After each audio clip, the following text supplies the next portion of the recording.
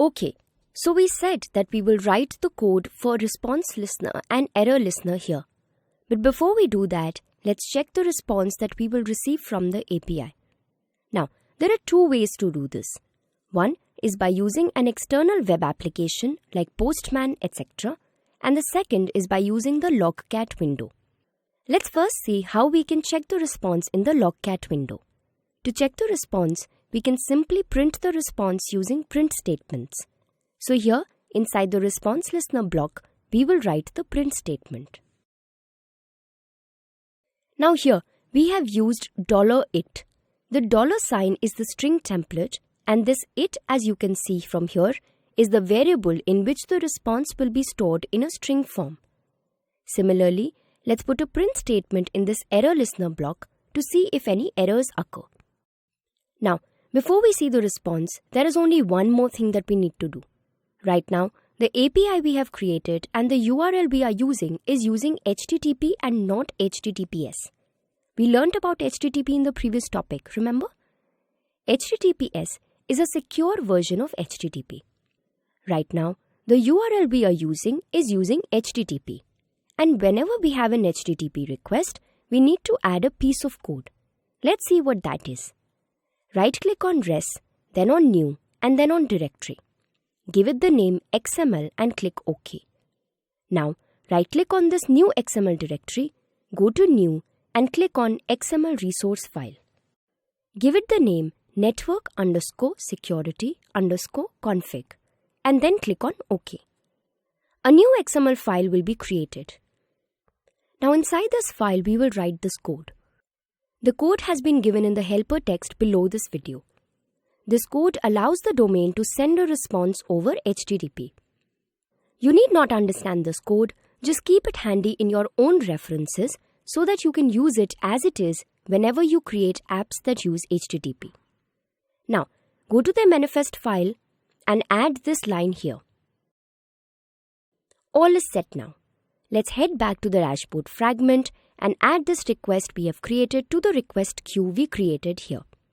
So, we will write the variable name, that is queue, then use the add function like this. It's just like we used the add function on strings. Now within these braces, we will pass this variable which has the request. Once this is done, we can run the app and look at the logcat window. Now here, type response is, and here you will be able to see the response obtained from the server. Wow, that's a lot of lines of response. It looks real messed up. If you want to see a better and more organized form of this response, you can use Postman.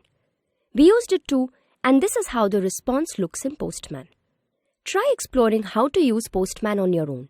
We'll look at it in detail in the next topic. Now, let's analyze this output. This response is a JSON object. The first key we see here is success.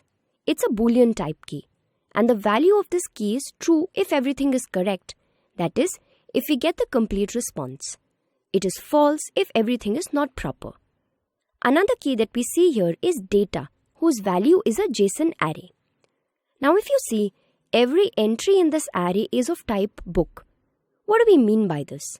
Well, each object of JSON that we see inside this array has the same keys as the attributes of our data class book that we had created earlier. Now, we will go to this data class we had created and we will match these attributes and make them similar to the keys we have obtained in the JSON objects. We did not have book ID earlier, so let's add that. Also, we'll change this cost to price and rearrange them in the order of the response. The rest remains the same. You can look at this again for reference and make sure all the keys are written as it is in the attributes of the data class. Now, as we make these changes, some errors will occur in the dashboard fragment because the expected data type is different from the one we have given here. So right now we are still using the static list. We need to now change this so that we can create the list using the data we have received from the server.